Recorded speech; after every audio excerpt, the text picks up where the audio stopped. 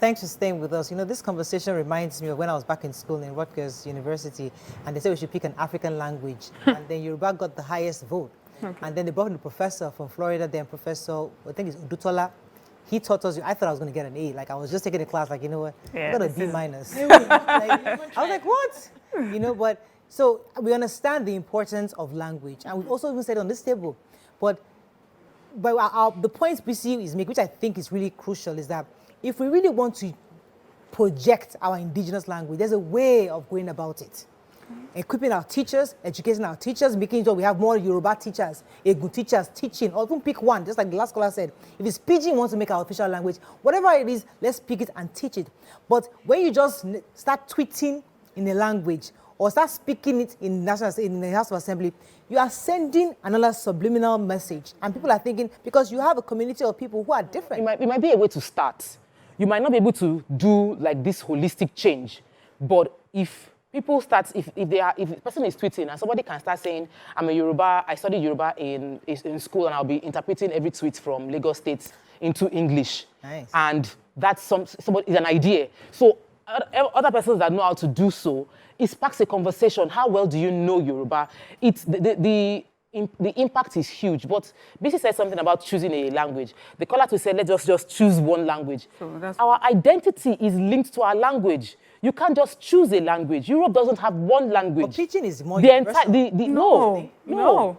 Pidgin differs from Ghana to Nigeria to Liberia. Everybody's Pidgin is different, and it's not our local language. It is our way of infusing our language and the foreign language that they used to enslave us.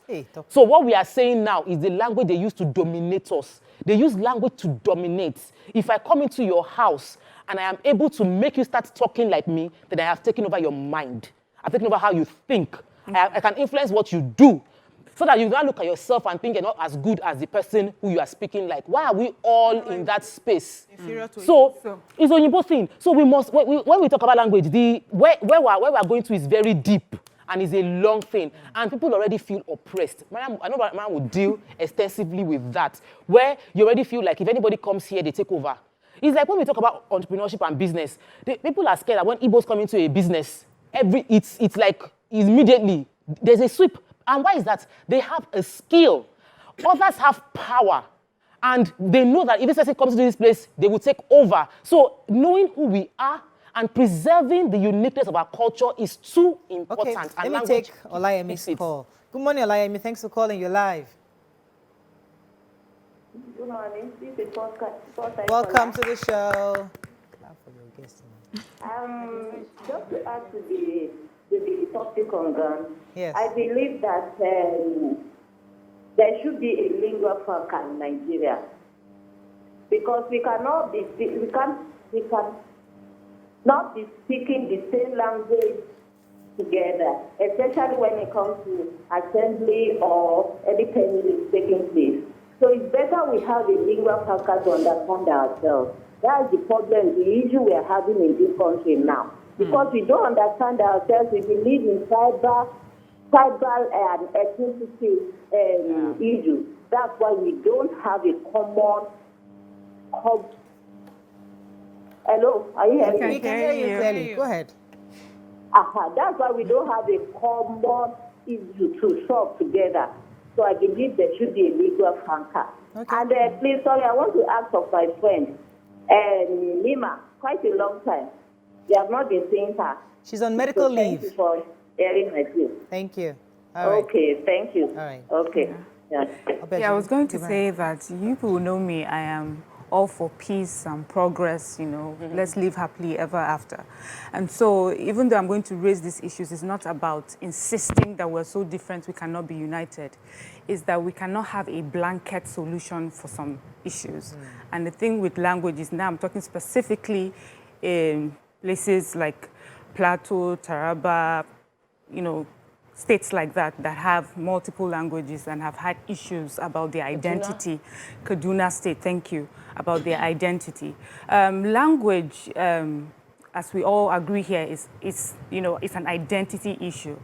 And for so many people, especially in Plateau State, your language, your culture, your lifestyle is so distinct from another in the same state, a few kilometers away, another community, a different language, a different belief system, a different, way of life. Different, and these people independently feel that they are important, their voices must be heard, their language and their lifestyle is important. And so to come to people like that and give them like a blanket language, or which, whether we like it or not, language comes with a culture, it will not work. So I know that in South Africa, they have, I think, 11 official languages. But before, Mandela became president, I think it was Dutch, English, and Afrikaans, the language that was spoken by the Dutch. It was later that the African languages were added to it. It was important. And if it wasn't so important, when they just continue with those English, Afrikaans, and whatever, it was important for the people of South Africa that their languages were were represented and reflected as a national language. It is not a simple matter when it comes to language to say, let's just pick a language and let's just move kumbaya. No, because you're saying to me that when I speak this language, I also understand the culture that comes with it, the lifestyle that comes with it, the belief system that comes with it. I'm saying that this particular language has superiority or is better used to express myself than this indigenous language. And I think it will be a tough one to convince people. Okay. Let me take one. Lumide. Thanks for calling, Lumide. You're live. Good morning, Good morning. I'm a first-time caller. Welcome to the show. Something I already said what I have in mind initially. But in addition, every great nation or country of the world have their own language. The England, Russia, China. I have a partner that went to China to do a course. And he said everything that you need, they have it. But you must understand their language for you to be able to use their machine. Yeah. So for us to be great as a nation, we need to have a language. It does not matter how many languages that we have, our official language. We must use that. I don't mind even if it's a pidgin. Because we have different pidgin in Nigeria. We have Ijebu pidgin like Tope said earlier. We have Igbo pidgin. We have Delta pidgin, which I understand even as a Yoruba. So our language must be something that we need to use to make ourselves great. Something I've said, they have used their language for us to be a slave to them, whether we like it or not. English is not our language. So we must use our language as our official language. Okay. We want to be among the great nations of the world. Thank you, everyone. Thank you very much. Yeah. Please let me come to you. So, I would not say we should have just one language because we're very diverse. But we have 6 geopolitical zones, right? Is it possible that we pick one language for each zone? It's something that we have to, and this is not sentiments. This is me being objective, because before a language is picked to be a national language that represents this group of persons, it goes through tests. There's what they call language testing. They look through the intricacies of the language. Does it cover a number of alphabets? Can they use it to explain different words? We have different local languages, but not all our local languages capture everything in totality. So it will be a test that will be conducted, and then they will say for like the Igbo land, we pick this one, the Middle Belt, we pick this one, as a national language for that place, which will be presented when you're talking about Nigeria, you hear things like we have 6 official languages from each geopolitical zone. So the language itself does not mean that you cannot preserve your culture, because though I speak the regular Igbo and write the official Igbo, I speak my local dialect. I have my local cultures. I haven't lost any of it, right? But I'm able to say, okay, I can read and write in Igbo language because this is your official language. So it doesn't stop you from preserving your own culture, from preserving your own local language. It's just that this local language, we had to just choose one to be national, to represent, so that we have a sense of, and for me, I understand that we are so divided in a way that if you don't pick this, and you don't, you don't pick this one, suddenly starts feeling superior to others. We need to get to a point to understand that if we're going to be one Nigeria, there are some sacrifices that we may have to make. Right. So in marry your person so that two of you are speaking your local language in the house and you preserve it with your children. But when you're writing, you're presenting one as, from one geopolitical zone. Right. It just makes things a lot easier. And if we keep pushing this down the line, it will get to a point where we will abandon all of our local languages. They're already going extinct in most of the places. I'll come to that in a minute. Abandon all of them and pick pidgin. Which one will pay us better? Let me take this call from, I believe, Olayemi, I think. Thanks for calling. Miriam from Kaduna, I do apologize. Miriam from Kaduna, thanks for calling. Hello, good morning. You're live. Go ahead, please. So, my view in this point. Hello, Miriam. Oh, we lost that call. I was having a conversation with someone recently, and she was telling me that, do you realize that in Nigeria we're semi-lingual? And the reason why we're semi-lingual because we don't really, like most Nigerians don't really have a language anymore. Yeah. Because we don't even the English, we don't speak it well. That's why we're discussing the results in the recent JAM results. Yeah. And she's trying to make me understand that we're having issues with serious English because our children, even ourselves, we just learned language. We are talking to everybody, just like the regular colloquial English, street English. You are speaking that, and even the local language too. You didn't learn it properly because too you picked up the road. So really, the average Nigerian is just semi-lingual. We're not really grounded in one language. You're right. So in any of the languages, and that is a problem. So if there is going to be a concerted effort to bring back that one language, maybe not one language, maybe per community, there must be a deliberate attempt to actually bring out the religion. This is what the state government of Lagos is trying to do. Say, okay, we must project Yoruba as our identity. Now, maybe that will subconsciously tell teachers, parents, that listen, this language you must start speaking is because if you want to move anywhere within Lagos State, you need the language. Maybe to make it important. So we were at a party on Sunday. Yeah. And the governor of Ogun State came into the party. And as he arrived at the party, the band started playing Isheya, Omo Ogun, Isheya, Rayo. Did not understand. Isheya is the anthem of Ogun State. That's our anthem. Okay. I know it. I connect with it. I listened to them sing the song, and it was like, joy. Omo Ogun Shole. I'm an Ogun State person. I'm not a lazy person. That's the word. The Ogun State is, he said, that's come and walk as a child of Ogun. When I heard it, I'm still getting like shivers when I think about it. Just because the language communicates the essence of what it takes to be an indigenous of Ogun State. Yes. No, I only know. Everybody in the state, when you're in primary school, you sing it, secondary school, you sing it. So you know it, and it's a way of shaping people's minds and beliefs. It's only one song from Lagos I know. Only one, not the Ayo song, trust me. Okay. Only one song. It was my auntie, Mrs. Durojaye. We call her Mama Wisdom. She was not that taught me.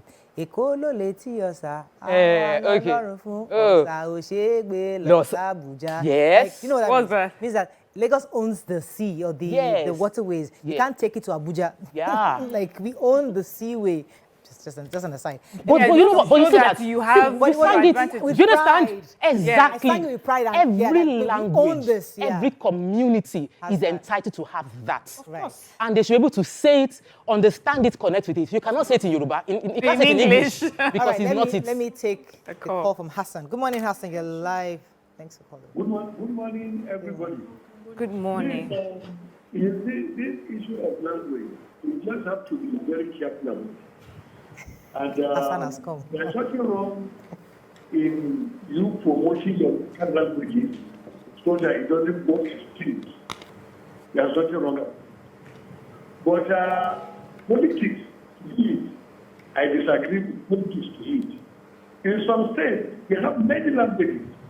How do we impose one language on the remaining one? It's like Nigeria, coming up with one language. That means you are imposing your own on the rest. There's nothing wrong with that. But let me tell you one thing. English has come to stay in Nigeria because we were discovered. We were discovered. And those people knew the essence of that language for them to make sure your lingua franca is English language. Secondly, with regard to the Obiajulu and Tokwe, you see, In Delta State, there are Ika Igbo Yes. and many other Igbos also. Ika is the not Igbo, Igbos sir. of the fringes. The Ika is Igbos not. of the fringes. You see, the Ika Igbo is Igbo. It's not Igbo, sir. You understand? Ika Igbo is Igbo.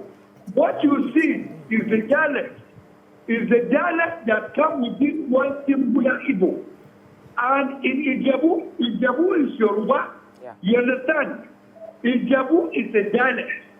You understand? Because all the Ijebu understand the mainstream Yoruba. The same thing with the Igbo in the Delta.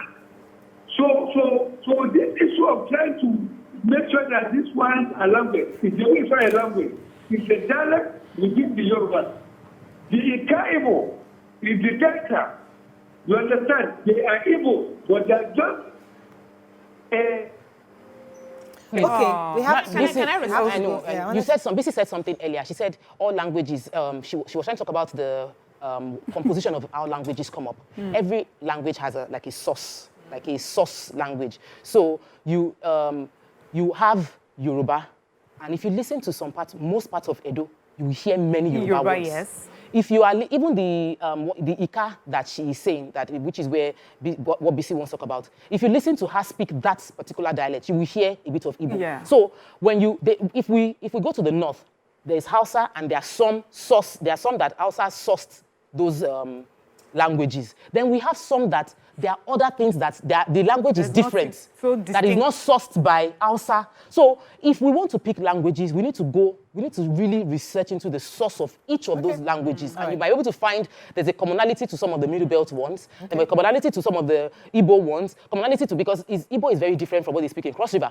All right. Yes. Totally South. we're going to I break. know BC wanted to respond to the last caller. Yes. I also so have the some- Ika language itself is closer to Edo than Igbo. Okay. Yes. It's So is it more Yoruba then? Yes. So I think even the Igbo, like my own side of Igbo, we all came from, if you trace our history, the Asaba people, we are traced to the Oduduwa.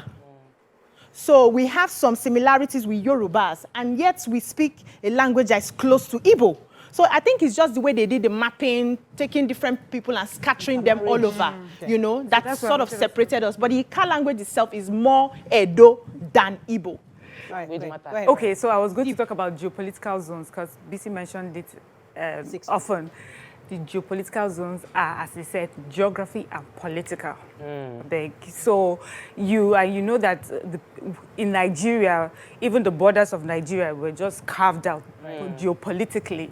But we are beyond those borders. So it's hard to say because I'm in the same geopolitical zone that was created by someone who wanted to just have maybe one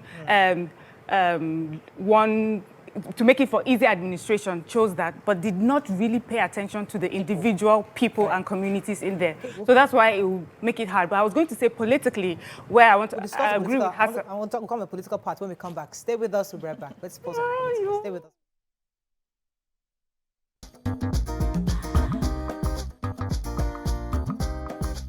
Stay tuned. Your View will be right back.